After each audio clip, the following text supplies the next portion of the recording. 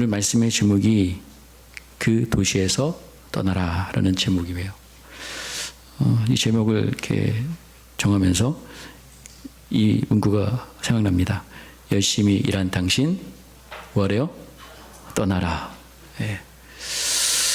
지금 이제 여름 휴가철인데 여름 휴가를 권유하는 광고 카피 같은 그런 이제 제목이죠. 그래도 떠날 준비를 하고 계시나요? 휴가 떠날 준비 말하는 거예요. 휴가 떠날 준비들이 계획들이 있으신지 모르겠어요. 자, 오늘 제목이 그 도시에서 떠나라. 자, 우리가 요한계시록 말씀을 보고 있는데 이 요한계시록 이 말씀은 어떤 종말적인 어떤 프로그램, 하나님의 계획을 암호화해서 그래서 세계와 어떤 인류의 최후에 관해 어떤 무시무시한 비밀로 가득한 어떤 수수께끼의 모음집이 아니라 하나님의 백성에게 참된 믿음의 기초에서 신실하게 살라는 그런 격려, 위로, 소망의 말씀이라는 것, 계속 이 계시록 말씀을 제가 전하면서 여러분에게 강조한 이야기입니다.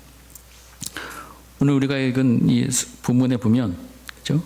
내가 또 들으니 하늘로부터 그 다른 음성이 나서 이르되 내 백성아 거기서 나와 그의 죄에 참여하지 말고 그가 받을 재앙들을 받지 말라라고 18장 4절에 말씀하고 계신데, 이것을 새 번역 성경으로 번역하면 거기에 보면 내 백성아 그 도시에서 떠나거라 이렇게 얘기하고 있어요. 너희는 그 도시의 죄에 가담하지 말고 그 도시가 당하는 재난을 당하지 않도록 하리라고 번역하고 있습니다. 이 말씀은 단지 우리가 종말의 순간에만 들리는 그런 음성이 아니라 지금 이 시대, 지금 이 땅을 살아가고 있는 저와 여러분에게 주시는 시급한 하나님의 외침이라는 것을 우리는 알아야 됩니다. 왜 하나님께서 그 도시를 떠나라고 하는지, 그렇죠? 그럼 우리가 떠나서 어디로 가야 되는지, 우리는 그 의미가 무엇인지 우리가 오늘 성경을 말씀을 통해서 여러분과 함께 나누길 원합니다. 여러분, 성경은 총 이렇게 우리가 한 권으로 이렇게 구성되어 있지만 이 안에는 66권의 성경이 기록되어 있어요. 그래서 시작은 뭐부터요? 창세기에서 시작해서 뭐에서 끝나죠? 요한계시록으로 결론이 납니다. 그러면 창세기가 있었기 때문에 뭐가 있는 거예요? 요한계시록이 있는 거예요. 우리가 보통 이 성경에 대해서 얘기할 때 이 성경이 40여 명의 저자에 의해서 이것이 전체가 다 기록된 기간이 1400여 년 걸쳐서 기록됐다라고 얘기하죠. 그러나 여러분, 그런 40여 명의 저자들이 여기에 동원돼서 이 말씀을 기록했지만 원 저자는 누구세요? 하나님이세요. 하나님께서 성령의 감동을 주셔서 그 40여 명의 저자를 통해서 이 말씀을 기록했어요. 40여 명의 저자, 그리고 1400여 년의 그런 차이가 있지만 이 말씀은 창세기로 시작해서 요한계시록까지 결론을 날 때까지 일관된 주제를 가지고 통일되게 쭉 연결되어 있다는 거예요. 자, 그럼 하나님께서 그러니까 태초에 천지를 창조하셨다라고 창세기 1장 1절에 시작합니다. 하나님께서 이 모든 우주를 만드실 때 심심해서 아무 목적 없이 만드신 것이 아니라 이 우주를 지으시고 또 이 지구를 지으셔서, 그렇죠? 하나님께서는 이 우주를 통해서 하나님의 성전으로 이 우주를 또 이 지구를 삼기를 원하신 겁니다. 여러분, 성전은 지금 하나님의 집이에요. 하나님을 만나는 장소지요. 하나님이 머무시는 거처를 의미하기도 합니다. 근데 여러분, 우리 하나님은 근데 중요한 거는 어떤 물질적인 존재가 아니세요. 비물질적인 존재이시기 때문에 하나님께서는 거처가 솔직히 필요가 없어요. 하나님은 집이 필요 있으신 분이 아닙니다. 근데 하나님께서는 이 우주를 성전으로 만드셔서 그 우주 안에 무수한 생명체들, 하나님께서 그 피조물들을 지으시고 그들과 함께 교제하면서 그들을 지키시고 돌보시고 그들과 교제하고 예배를 통해 교제하면서 살기를 원하셔서 지금 이 하나님께서 이 우주 안의 모든 피조물을 창조하신 겁니다. 그래서 우주 안의 이 생명체들이, 그죠? 그 생명체를 하나님께서 자기의 그 식구처럼, 가족처럼 생각하셔서 그들의 아버지로서, 보호자로서 그 역할을 감당하시겠다는 결심하에 이 창조들이 시작되고 있는 거예요. 그리고 그 중에 하나님께서는 에덴이라는 동산에, 그죠? 누구를 만드셨습니까? 아담과 하와를 거기에 지으셨어요. 특히 그 우주 중에서도 이 에덴은 하나님께 특별히 선택한 장소로, 가장 대표적인 그 성전을 상징하는 장소라고 보면 됩니다. 에덴 성전에서, 그죠?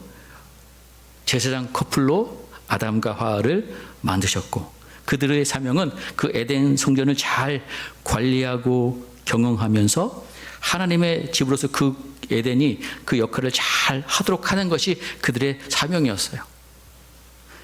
근데 우리가 알듯이 아담과 하와는 하나님께 반역했습니다. 바로 그 에덴 성전의 주인이 누구예요? 하나님이신데 누가 주인이 되려고요? 자기가 주인이 되려고 했던 겁니다. 하나님께서 애초에 세상을 만드신 목적은 피조물들이 서로 돕고 공생하고 더불어 잘 사는 세상을 만들기 위해서 하나님께서 지으신 거거든요. 근데 하나님은 인간이 하나님 만드신 이 세상 곧 우주 성전을 지혜롭고 성실하게 잘 관리하면서 제사장 역할을 잘 수행하기를 원하셨는데, 하나님의 그 뜻, 선하신 계획, 의지, 인간이 내팽개치고 자신이 온 세상에 뭐가 되기 위해서? 주인이 되기 위해서 하나님의 자리에 오르려고 했던 그 사건이 바로 무엇을 따먹은 거예요? 선악을 알게 하는 나무를 따먹은 거예요. 왜 따먹었어요? 하나님과 같이 될 수 있다라는 그 사단의 유혹에 넘어간 거예요. 왜 하나님처럼 되려고 했을까요? 자기가 위에 가서 뭐 하겠다는 거예요? 다 다스리겠다는 거예요. 자, 그래서 이 죄를 범하게 되었고 인간이 타락하게 된 겁니다. 여러분, 창세기의 11장에 보면 우리가 잘 아는 유명한 바벨탑 사건이에요. 이 바벨이 거기서 등장해요. 이 단어가 참 중요한, 성경에서 참 중요한 열쇠를 하고 있거든요. 여러분, 이 바벨탑 사건도 보면, 그렇죠? 인간이 자기에게 허락된 그런 땅의 그 삶 속에서 만족하지 못하고 자신들이 뭐가 되겠다는 거예요? 하나님 자리에 오르겠다는 거예요. 하늘 높은 곳까지 이르러서 자기의 이름을 떨치면서 스스로 자기의 안녕과 생존을 도모하고자 그들이 그 바벨탑을 쌓아 올린 겁니다. 자, 인간은 온 우주에서, 그죠? 가장 높은 주님이 되고자, 그리고 만인이 만인에 대한 어떤 투쟁하면서 극심한 억압과 착취, 전쟁. 여러분, 우리가 생각해 볼 때, 여러분, 우리가 성경이 자세히 나오지 않겠지만, 바벨탑을 쌓을 때 거기는 사람들이 그냥 하고 싶어서 한 것이 아니에요. 거기에 엄청난 큰 힘이 작동하고 있는 겁니다. 그죠? 폭력과 억압과 착취를 통해서 누군가는 지금 그 바벨탑을 짓도록 한 거예요. 물론 성경에서는 니무롯이라는 사람이 등장하지만, 거기에 그 사람들이 왜 그 힘들게 그 노동을 하고 있었을까요? 하고 싶어서 한 게 아니거든요. 그 구조 속에 들어가서 어쩔 수 없이 할 수밖에 없는 그 구조, 그 세상의 구조. 바로 이것이 사단이 만들어내는 바로 피라미드 체제라고 여러분에게 설명드릴 수 있어요. 하나님께서 만드는 체제는 성전 체제고, 그리고 사단이 만드는 체제는 어떤 체제라고요? 피라미드 체제다. 자, 여러분, 피라미드 체제의 특성은 뭐냐면요, 소수의 인간이 다수의 인간을 어떻게 해요? 지배하고 착취하는 구조입니다. 그리고 인간이 생태계 전체를 종으로 만들어버려서, 그죠? 결국에는 여러분, 이 죄로 인해서 지금 이 창조 세계가, 그죠? 이 우주가, 이 지구가 어떻게 하고 있어요? 탄식하고 신음하고 있다는 거예요. 그러니까 인간의 이 죄로 인해서, 이 탐욕으로 인해서 지금 이 지구가 고통 중에 있는 것 우리가 다 동감하지 않습니까? 역사적으로 성경에 보면 이 피라미드 체 또 상징적인 그 체계가 어디냐면 바로 이집트입니다. 이집트. 그럼 고대 우리가 이집트 바로의 체제는 소수의 인간이 온 세상의 주인이 되어서 주님이 되어서 그죠? 다수의 인간을 억압하고 착취하는 구조였어요. 자, 하나님의 창조 세계 전체를 종으로 다스리는 그 세상의 비참한 실상을 잘 보여주는 역사적인 상징이 바로 이 당시에 우리가 출애굽기에 등장하는 애굽이었습니다. 그 체제 속에서 가장 밑바닥에서 고통받고 있는 백성들이 어디였죠? 바로 어느 백성들? 이스라엘 백성이었던 거예요. 자, 하나님께서는 그 이스라엘 백성들을 구원해내시죠. 그 사단이 만들어 놓은 그 피라미드 체제 안에서 비인간화된 채, 그죠? 부품처럼 인간성이 상실된 채 노예처럼 거기에서 고통받고 있던 그 백성들을 구출해내는 사건이 바로 출애굽 사건입니다. 이집트의 그 강고한 피라미드 체제 속에서, 그죠? 온 우주의 신이라고 또 주인이라고 자칭하면서 그 백성들을 괴롭혔던 그 바로의 학정 아래, 억압 아래 하나님께서 모세를 통해서 이스라엘 백성들을 이제 어떻게 하셨어요? 구원해 내신 사건이 출애굽 사건이에요. 하나님께서 이스라엘 백성들을 출애굽시켜서 이제 그 백성들을 하나님의 백성으로 다시 삼으시면서 언약을 체결합니다. 내가 너희 하나님이 되고 너희는 나의 백성이다. 내 소유다. 하나님께서 그 백성들을 하나님께서 주인 되셔서 너희를 내가 다 지켜줄게, 다스려줄게 약속하셨어요. 근데 중요한 것은 이제 하나님께서 이스라엘의 그 보호자로서 하나님께서 이스라엘 백성들에게 요구하는 것은 뭐냐면 이제 그들이 애굽에서 그 피라미드 체제 속에서 그 생활 방식에 익숙해져 있는 상황이었습니다. 이제 하나님께서 이스라엘 백성들에게 새로운 생활 방식을 가르치는 거예요. 그래서 그들이 광야에서 하나님께 매일매일 하나님께서 주시는 뭐를? 일용할 양식 만나를 먹게 하셨습니다. 이스라엘 사람들이 각자에게 필요한 것들을 하나님께서 늘 공평하게 공급해 주셨어요. 전에는 그들이 먹기 위해서는 어떻게 했어요? 그저 막 매맞고 폭력 속에 억압 속에 노동력을 착취당하면서 일해야지만 먹고 살 수 있었는데 여러분 그것이 아니라 하나님께서 그들에게 일용할 양식을 주시면서 그들이 하나님의 백성으로 살아갈 수 있는 은혜를 베풀어 주셨습니다. 또 그들이 광야에서의 삶을 보면 성막 중심으로 이스라엘의 12지파가 평등하게 원을 그리면서 거주하도록 하셨어요. 어떤 피라미드 체제가 아니라 그죠? 하나님 중심으로 모두가 공평하게 그죠? 그 주변에서 동일하게 하나님의 영향권 안에 살도록 하셨던 겁니다. 이것이 바로 하나님께서 원하시는 그죠? 이스라엘 백성들 성전 체제 속에서 하나님의 백성이 살기를 원하시는 그런 어떤 생활 방식, 성전 공동체의 생활의 모습이었어요. 이제 그들이 이제 광야 생활을 마치고 애굽에서의 모든 때를 이제 어느 정도 벗어버리고 이제 그들이 어디로 들어갑니까? 가나안 땅에 들어갑니다. 이 가나안 땅은 이스라엘 백성들에게 에덴 성전에 상응하는 새로운 성전이 바로 가나안 땅이에요. 이제 그 가나안 땅을 그들이 성전화해야 됩니다. 자, 하나님께서 이스라엘 백성을 가나안 땅에 들여보내시면서 두 가지를 신신당부하는데 먼저 가나안 땅에 이스라엘 백성들이 들어가면 그들이 뭘 얻게 될까요?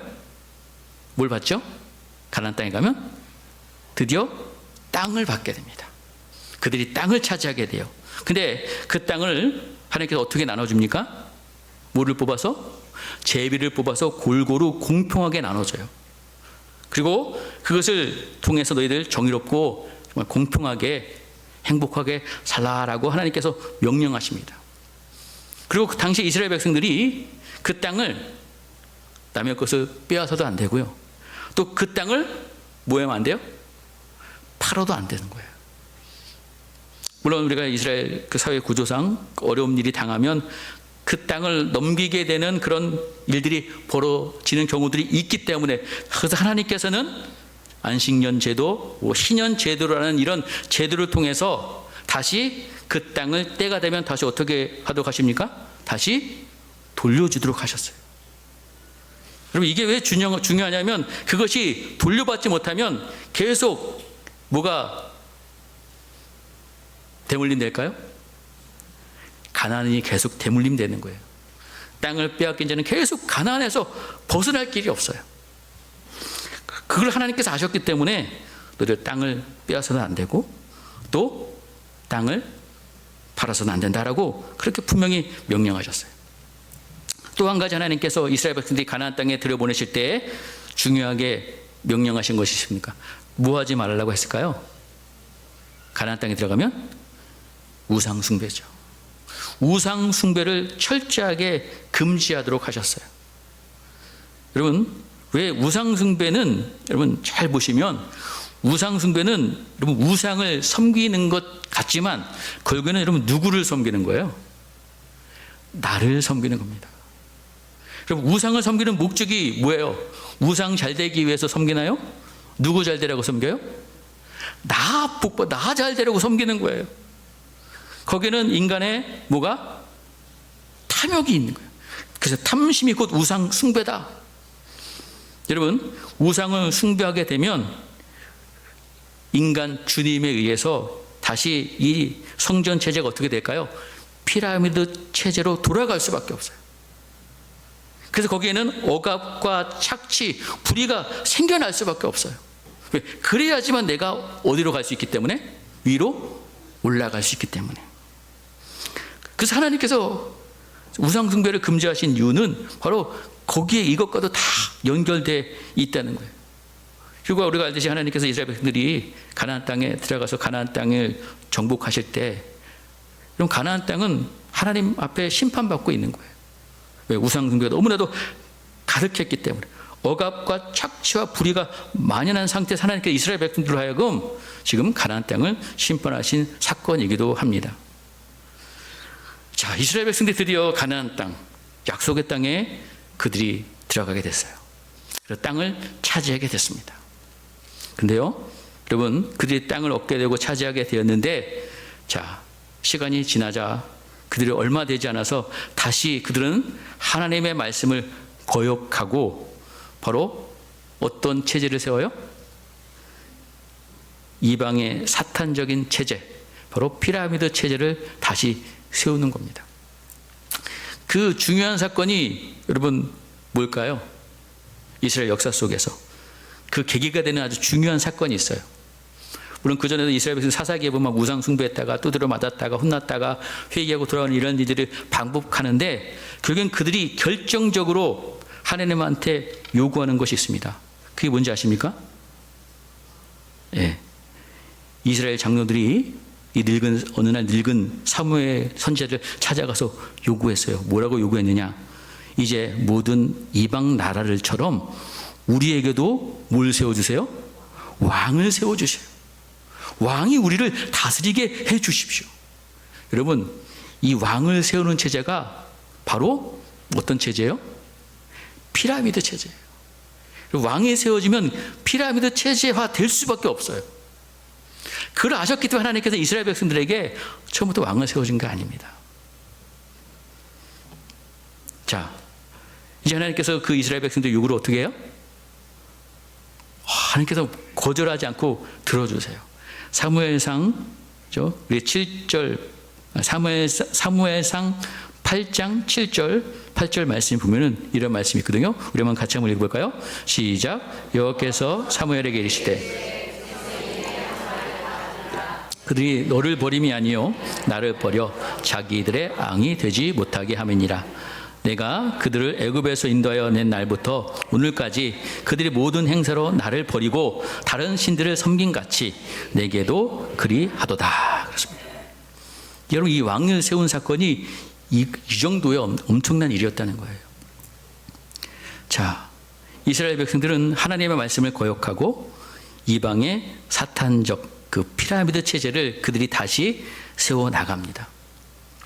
여러분, 이스라엘 왕 중에 이 사탄적 피라미드 체제를 아주 최고적으로 세워 나간 그 왕이 있어요. 그 왕이 누굴까요? 여러분 아마 여러분 상상이 안 되실 거예요. 그 왕이 누구냐? 그 유명한 이스라엘의 왕 중에서 가장 부유했던 왕이에요. 누구죠? 솔로몬 왕이라는 거예요. 여러분, 솔로몬이 하나님께서 주신 지혜를 악용해서 이스라엘 전역의 이 거대한 피라미드 체제, 이 사탄의 체제를 만드는데 아주 최고조의 역할을 한 사람이 바로 이 솔로몬이라는 거예요. 열왕기 이렇게 쭉 말씀을 보면은 솔로몬이 성전을 건축한다는 미명하에 성전 건축하고 또 왕궁도 건축했어요. 20년 동안 걸렸어요. 그게 저절로 된 게 아니에요. 백성들의 뭐예요? 예, 세금 걷어들이고 노동력 착취하고요. 그래서 만든 거예요. 이게 피라미드 체제의 아주 중요한 어떤 결과물이거든요. 결국은 솔로몬은 그죠? 하나님의 뜻을 저버릴 수밖에 없는 그 길로 점점 가고 있었다는 거예요. 자, 여러분, 우리가 요한계시록 우리가 말씀을 보다 보면 여러 가지 숫자들이 나와요. 상징적인 숫자들이 나와요. 그 중에 우리가 요한계시록 하면 대표적으로 사람들이 생각하는 숫자가 있습니다. 그 숫자가 뭐죠? 666이죠. 그죠? 여러분 666. 그리고 이 666이라는 숫자가 요한계시록에 처음 나오는 것이 아니에요. 성경 처음 어디에 나와 있느냐? 열왕기상 10장 14절 말씀에 보면은 그 숫자가 나와 있어요. 열왕기상 10장 14절 말씀. 예, 못 찾았나 봐요. 제가 읽을게요. 자, 거기 보면 해마다 솔로몬에게 들어오는 금의 무게가 666 달란트였다라고 열왕기상 10장의 14절에 기록되어 있어요. 해마다 솔로몬이 거둬들인, 그죠? 그 세금으로 거둬들인 금의 무게가 666달란트래요. 성경에서 왜 정말로 666달란트여서 거기다가 666이라고 기록했었을까? 물론 그럴 수도 있겠지만 여기는 이 숫자에는 큰 중요한 의미가 있어요. 여러분, 이 666이라는 숫자가 성경적으로 볼 때 이게 그렇게 좋은 숫자가 아니잖아요. 근데 왜 거기다 이런 말씀을 기록했냐 이거죠. 그냥 대충 그냥 600달란트였다라고 해도 될 텐데 꼭 그 666이라고 강조를 했을까? 그만큼 이 솔로몬이 세운 그 체제가 어떤 체제였는지를 이 저자는 그 말씀과 다 이렇게 나타낸 것이다라고 볼 수 있어요. 우리가 알듯이 여러분 솔로몬 때문에 나라가 이제 둘로 갈라져요. 그죠? 근데 특히 뭐 북쪽 왕들은 다 악한 왕이었고 남쪽 왕들은 그 중에도 뭐 악한 왕도 있고 뭐 좋은 왕도 있었지만 그 이제 남쪽에 있는 왕 가운데 가장 악한 왕 중에 하나가 바로 므낫세라는 사람이 히스기야 왕 아들이죠. 물론 나중에 끝에 회귀하지만 근데 이 므낫세의 할아버지가 어떤 왕이었냐면 열왕기하 16장 3절 말씀 볼게요. 자, 한번 같이 읽을게요. 시작. 이스라엘의 여러 왕의 길로 행하며 또 여호와께서 이스라엘 자손 앞에서 쫓아내신 여방 사람의 가증한 일을 따라 자기 아들을 불 가운데로 지나가게 하며 그렇습니다. 이 아하스 왕이 유다 왕인데도 불구하고 이스라엘의 여러 왕의 길로 행했다라고 평가하고 있고요. 그렇죠? 이방 사람의 가증한 일을 따라서 자기 아들을 불 가운데로 지나가게 했다. 그러니까 자식을 뭐예요? 제물로 바친 거예요. 여러분 우상에도 여러 가지 종류가 있지만 여러분 성경에 보면 이 자식을 제물로 바치는 일은 좀 하나님께서 물론 우상 숭배 정말 하나님께서 철저하게 심판하시지만 이거는 너무나도 싫어하시는 그런 제사였어요. 우상 숭배였어요. 그럼 그거는 뭐 세계 곳곳에 있었던 사건이죠. 그러니까 인신공양이라고 하죠. 우리나라 전설에도 있죠. 누구죠? 심청회 같은 경우도 마찬가지잖아요. 자, 여러분, 자, 자기 아들을 불 가운데로 지나가게 했다. 여러분, 이 신이 구약 성경에 보면 어떤 신이냐면 바로 몰렉 신이라고 합니다. 몰렉. 자, 근데 열왕기상 17장 10절에 보면은 모압에 가증한 그모스를 위하여 예루살렘의 앞 산에 산당을 지었고 또 암몬 자손에 가증한 몰록을 위하여 그와 같이 하였음이라고 해요. 거긴 몰록이라고 그러는데 다 몰렉이 마찬가지예요. 여러분, 이스라엘 땅에 이 몰렉 신을 처음 도입한 왕이 누구예요? 누구냐면 솔로몬이에요. 레위기 말씀을 보면은 레위기 20장 1절에서 20절 5절까지 20장 1절 5절까지 보면 이 몰렉에 대해서 하나님께서 얼마나 철저하게 가정하게 여기시는지 자세히 나와 있어요. 그만큼 하나님께 이것을 별로 엄청 안 좋아하세요. 자, 레위기 한번 제가 20장 5절에 보면은 뭐라고 되어 있냐면, 자, 내가 그 사람과 그의 권속에게 진노하여 그와 그를 본받아 몰렉을 음란하게 섬기는 모든 사람을 그 백성 중에서 끊으리라 라고 말씀하고 있어요. 자, 여러분, 이걸 누가 들여왔다고요? 솔로몬이 부터.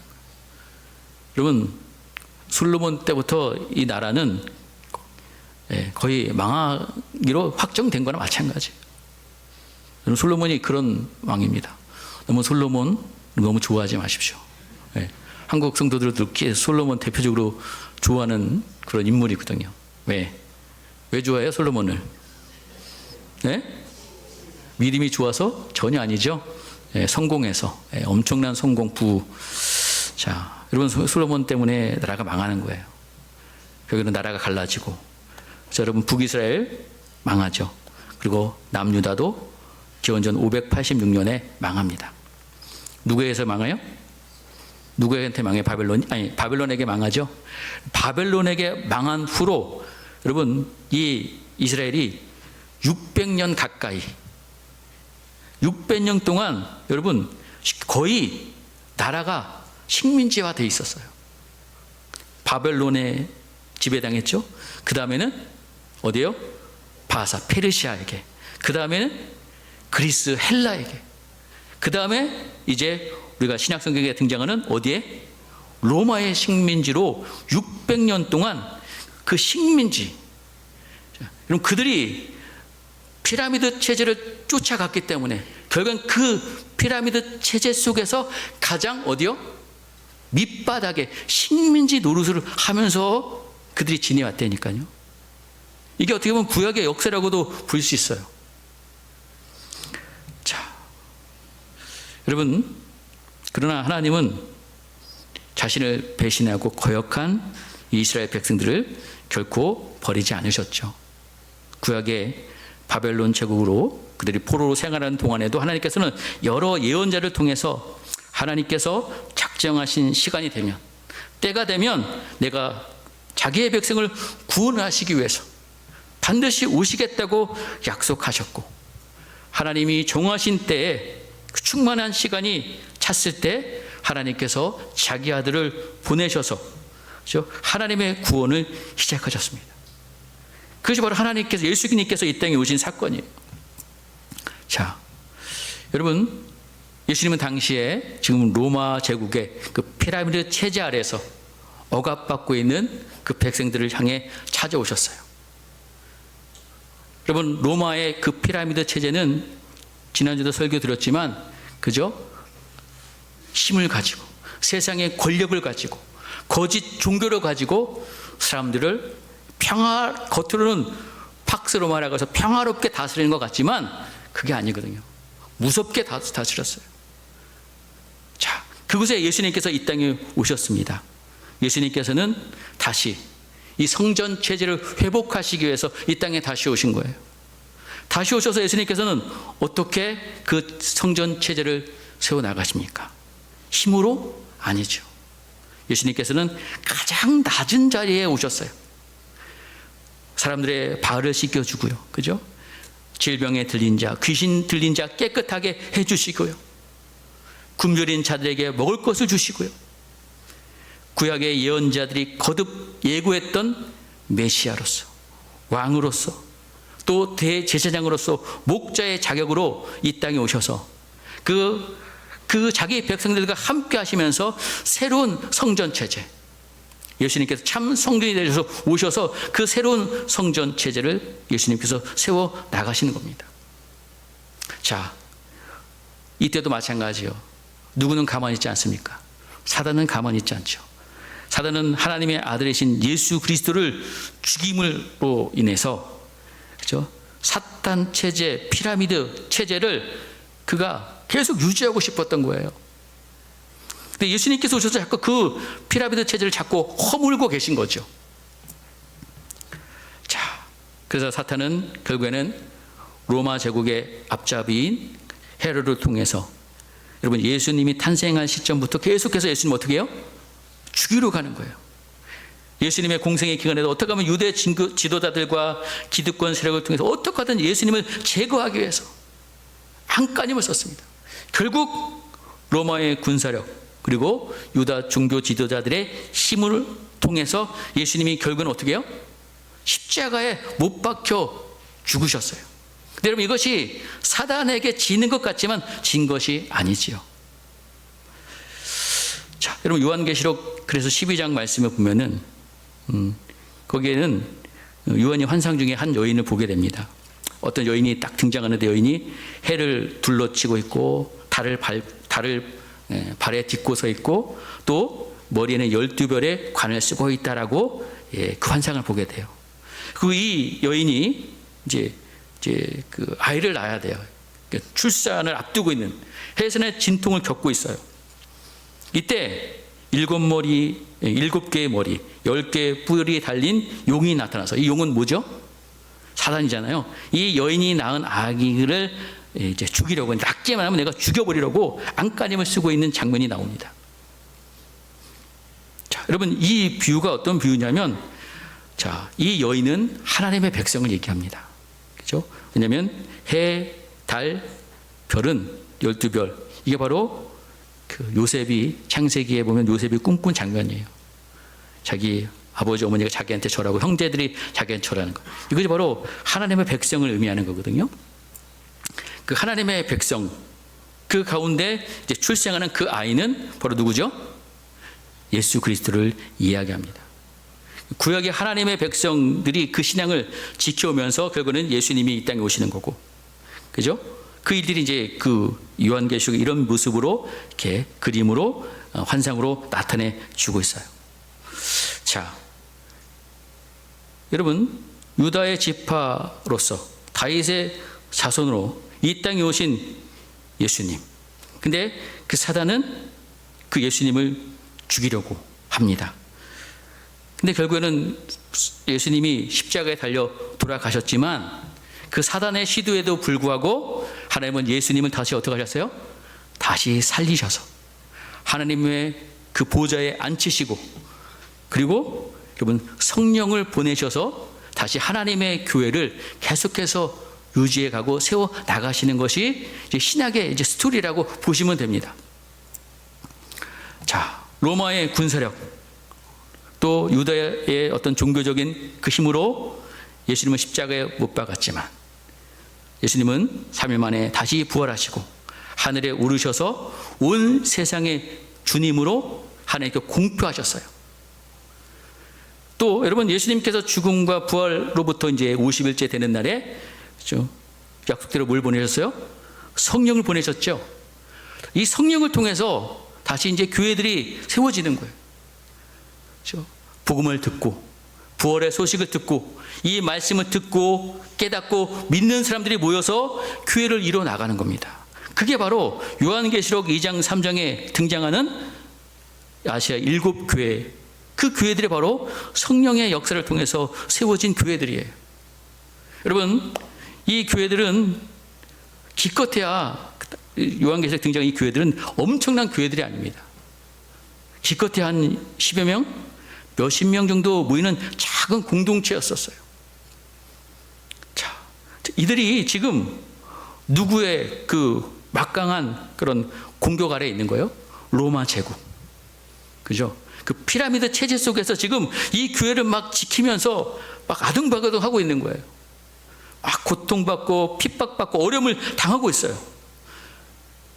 로마 제국의 그 파워에 비하면 정말로 뭐예요? 새발의 피죠. 겨자씨같이 정말 작고 힘없는 존재입니다. 그런데 이 요한계시를 통해서 하나님께서 요한에게 환상을 보여주시면서 뭐예요? 그 로마 제국, 그 바벨론 그 세력과 뭐라고 하세요? 맞서 싸우라고 얘기하십니다. 이 싸움은 칼과 창을, 어떤 무기를 동원한 전쟁이 아니라는 거예요. 바로 영적인 싸움이고요, 어떤 신학적인 싸움, 어떤 세계관 전쟁이라고 보시면 됩니다. 자, 여러분, 많은 사람들이 그 로마 제국이 자랑하는 그 피라미드 체제를 그들은 숭배하면서 거기에 협력하면서 많은 사람들이 살아가고 있었어요. 근데 하나님의 교회는, 이 성전 체제는 그것을 거부하는 체제거든요. 계속해서 그러다 보니까 충돌이 일어날 수밖에 없는 거죠.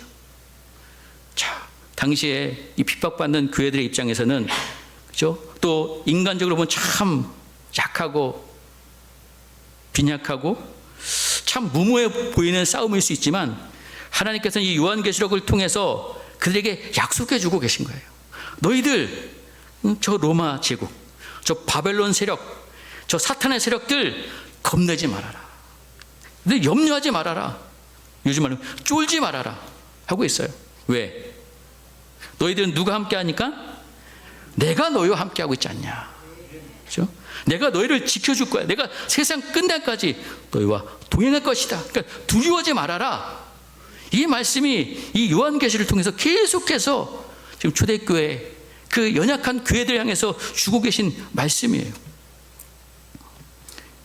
요한계시록 6장부터 16장까지 보면 우리가 잘 아는, 많이 들어보세요. 7인, 7 나팔, 7 대접 심판이 계속해서 반복적으로 이렇게 기록돼요.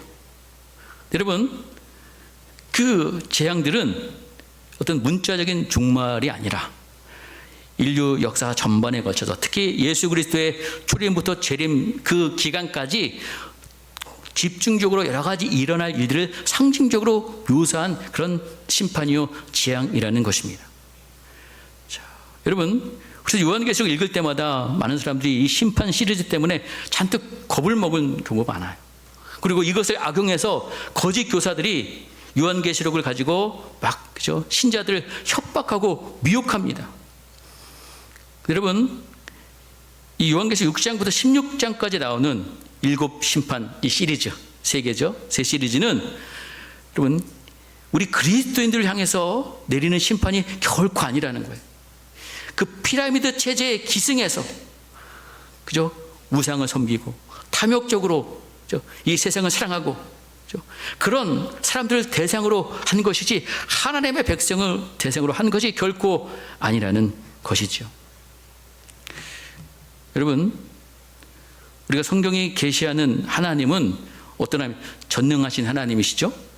그리고 선하시고 절대자인 하나님이십니다. 근데 우리가 생각해, 하나님께서 이렇게 세상을 다스리는데, 왜 선하신 하나님이시라는데 왜 이렇게 악과 고난과 이렇게 슬픔이 있고 이런가? 많은 사람이 그렇게 하나님에 대해서 생각을 많이 하는 경우들이 참 많습니다. 여러분, 요한계시록의 그 답을 보면, 요한계시록에 우리 지금까지 본 등장하는 예수님은 전능하시고 선하신 하나님이시지만, 여러분, 그분이 어떤 모습으로 우리에게 나타나고 있냐면 죽임당한 어린 양의 모습으로 세상을 다스리고 있는 거예요. 이게 어떤 의미냐? 하나님께서는 어떤 전능하신 어떤 능력, 어떤 그런 무소불위의 힘을 가지고 지금 이 세상을 막 다스리시는 분이 아니라 죄인들을 향해서 오래 참고 용서하시는 그런 무한한 사랑의 힘을 가지고 지금 하나님께서 참고 인내하고 계신 거예요.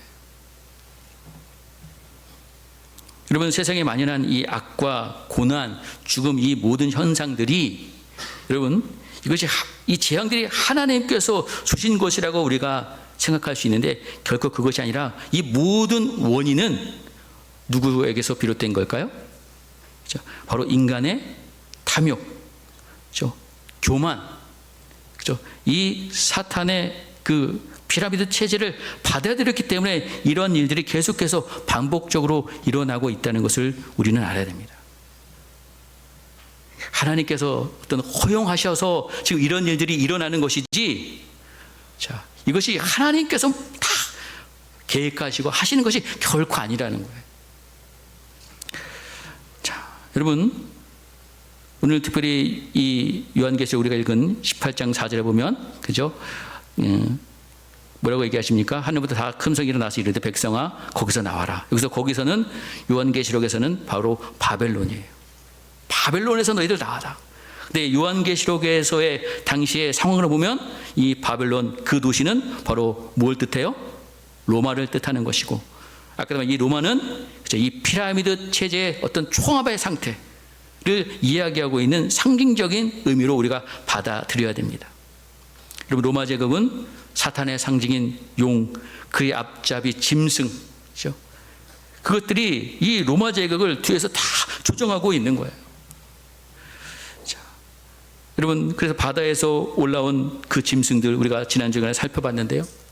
로마 제국의 여러 가지 황제들이 거기에 이용당하고 있고, 거기에 대표적인 인물 가운데 하나가 바로 우리가 네로 황제였죠. 그러니까 네로 황제를 암시하는 그 숫자가 여러분 바로 666입니다. 666. 자, 여러분, 왜 666이라고 했을까요? 여러분, 7은 누구 숫자예요? 하나님의 숫자입니다. 6은 항상 뭐가 부족해요? 1이 부족. 이게 어떤 의미가, 하나님이 되고자 하는데 될 수 없는 그 현실. 그래서 6인 거예요. 근데 여러분, 6이 왜 3개일까요? 예? 우리가 요한계시록에 보면 말씀드렸죠. 사단의 무슨 일체? 삼위일체예요. 그래서 666 그런 의미도 여기에 담겨져 있어요. 그러니까 어마어마한 여러 가지 의미들이 여기에 담겨져 있어요. 자, 여러분, 오늘 성경은 그죠? 그 도시에서 떠나라. 내 백성아 너희들 거기서 떠나라라고 말씀하고 있습니다. 왜? 거기서 떠나지 않으면 어떻게 된대요? 그 죄에 참여하지만 그 받을 재앙을 본받지 말아라. 재앙이 내린다는 거예요. 왜? 우리 5절 말씀 한번 다시 한번 읽어볼게요. 시작. 그의 죄는 하늘에 사무쳤으며 하나님은 그 불의한 일을 기억하신지라. 그렇습니다. 자, 여러분, 하나님께서 너희들 그 백성들에게 너 거기서 떠나야 된다. 그 도시의 죄에 가담하지 말고 그 피라미드 체제에 너희들 동화되어 순응하여서 살지 말고 너희들은 하나님의 백성으로서, 그죠? 성전 체제, 그죠? 성전 체제의 삶을 살기를 원하는 거예요. 여러분, 하나님의 백성이 자기의 생존과 안녕을 도모하기 위해서 여러분 로마 황제를 숭배한다면 이게 됩니까? 여러분, 당시 로마 시대에는 도시의 길드라는 곧 상인 조합이 있었어요. 그 조합에 들어가야지만 그들이 경제 활동이 가능합니다. 근데 거기에 들어가는 조건 중에 하나가 뭐냐면 뭘 섬겨야 돼요? 로마 황제를 섬겨야 되는 거예요. 자, 거기에 굴복해야 돼요. 가담해야 돼요. 오늘 이 말씀을 통해서 너희들 거기에 가담하지 말아라. 참여하지 말라라고 이야기하고 있어요. 자, 여러분, 오늘 우리가 살아가는 이 시대 바로 바벨론의 시대예요. 우리가 바벨론 체제 안에, 피라미드 체제 안에 여러분 있다는 것을 우리는 분명히 알아야 됩니다. 그러나 오늘 하나님께서 우리에게 말씀하시는 것은 그런 체제가 있더라도 이 체제는 영원한 체제가 아니라는 겁니다. 하나님께서 자기의 백성들을 끝까지 지키실 것이기 때문에 너희들 그런 체제에 가담하지 말고 거기에 무릎 꿇지 말고 끝까지 신실하게 하나님의 약속의 말씀을 지키면서 하나님을 신실하게 섬기는 그런 백성이 되기를 오늘 이 말씀을 통해서 우리에게 하신다는 것을 우리는 기억해야 될 줄 믿습니다. 여러분은 어떤 체제에 지금 살아가고 있는 것 같아요? 자, 요한계시록 말씀을 정리하자면 이건 단순하게 어떤 종말의 예언서가 아니라 지금 하나님께서 원하시는 성전 체제와 사탄이 원하지는 그런 주도하는 피라미드 체제, 끊임없이 어떤 투쟁을 보여주고 있는 책입니다. 참된 믿음은 우리가 개인의 구원을 넘어서 이런 피라미드 체제를 거부하고 하나님의 정의, 공의를 살아가는 성전 체제를 지향하며 살아가는 데 있다는 것을 알아야 돼요. 그리고 우리가 예수를 믿는다는 것이 그냥 교회에 다녀서 예수 믿고 천국 가는 그 차원이 아니라는 겁니다. 이 세상에 살면서 우리는 이 사단의 이 피라미드 체제와 끊임없이 계속해서 전투를 하고 있어요. 잘 믿는다는 것이 무엇인지 우리는 분명히 알아야 됩니다. 이 세상의 방식, 이 세상의 가치관, 우리는 그것을 벗어버리고 우리 하나님의 말씀대로 하나님 순결한 하나님의 백성으로 살아간다는 것이, 여러분, 이게 솔직히 쉬운 일이 아니라는 거예요. 세속적인 어떤 성공의 욕망에서 벗어나서 정말 신앙의 본질, 그 참된 믿음의 세계로 돌아와서 하나님을 믿고 의지하는 그런 그리스도인이 되기를 오늘 하나님께서 이 말씀을 통해서 우리에게 요구하고 계십니다. 자, 여러분, 오늘 우리에게 하나님께서 질문하고 계십니다. 너 지금 어디에 속해 있냐? 성전 질서 안에 있냐? 아니면 세상의 피라미드 체제 안에 있냐? 내 백성아, 그 도시를 떠나라. 사고방식, 삶의 태도, 신앙의 중심을 바꾸라는 명령입니다. 성공, 어떤 권력, 부, 탐욕, 그런 바벨론을 숭배하는 삶. 여러분, 우리는 그런 삶이 되어서는 안 되고요. 예수님처럼 희생과 포기와 섬김과 헌신과 용서의 삶으로 우리는 이 땅에서 성전 공동체로서 세상을 잘 예수 그리스도처럼 섬기는 제사장적인 삶을 살아가는 우리 성도들이 되어야 될 줄 믿습니다.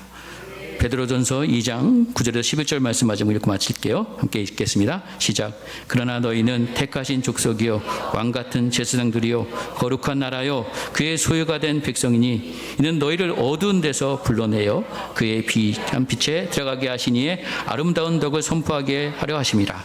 너희가 전에는 백성이 아니더니 이제는 하나님의 백성이요 전에는 긍휼을 얻지 못하였더니 이제 긍휼을 얻은 자니라. 사랑하는 자들아, 거류민과 나그네 같은 너희를 권하노니 영혼을 거슬려 싸우는 육체의 정욕을 제어하라. 아멘. 그렇습니다. 우리는 이 땅에 사는 동안에 나그네입니다. 우리는 이 땅에 영원히 사는 자들이 아니에요. 우리의 갈 곳은 하나님의 나라는 따로 있다는 것. 우리는 육체의 정욕, 그죠? 이 사탄의 체제, 피라미드 체제를 거부하는 그 육체의 정욕을 이기고 성령 충만하여서 하나님 말씀에 순종하는 믿음의 백성들 되기를 주의 이름으로 간절히 축원드립니다.